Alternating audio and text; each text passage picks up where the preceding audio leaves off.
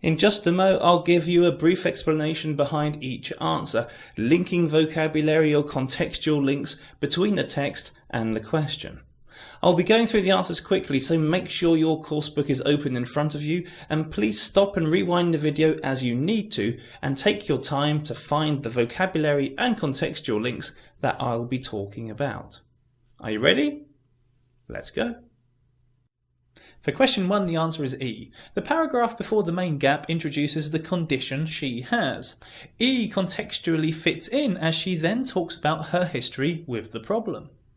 Also, in the main text after the gap, that experience relates to the situation described in E about sniffing nail varnish remover. For question 2, the answer is A. In A, she talks about the potential problems she might face living alone. In the main text after the gap, she gives us an example of such problems regarding fire and smoke and gas leaks.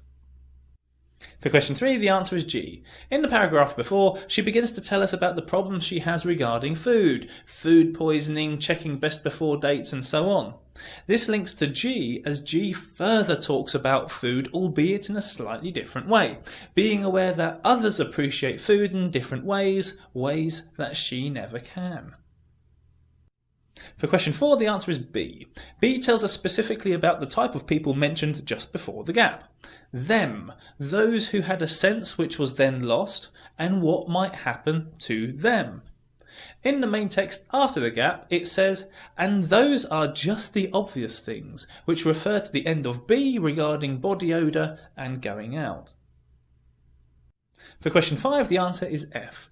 The beginning of F says, I am beginning to feel quite intrigued by this unknown world of smells taking you back in time. That refers to the main text before, where it mentions previous memories associated with smell.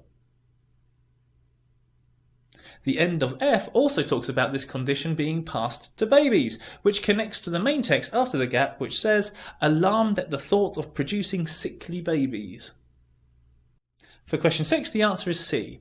In the paragraph before the gap, there's mention of treatment. C refers to drug-based treatments that can help further, and other things that can be done to help. The end of C says that such treatments don't help those born with the condition, and this relates to the main text after the gap, which says, I will have to soldier on, in other words, carry on, and draw what comfort I can from life experiences as the writer realises that such treatments will be of no use to her, unfortunately.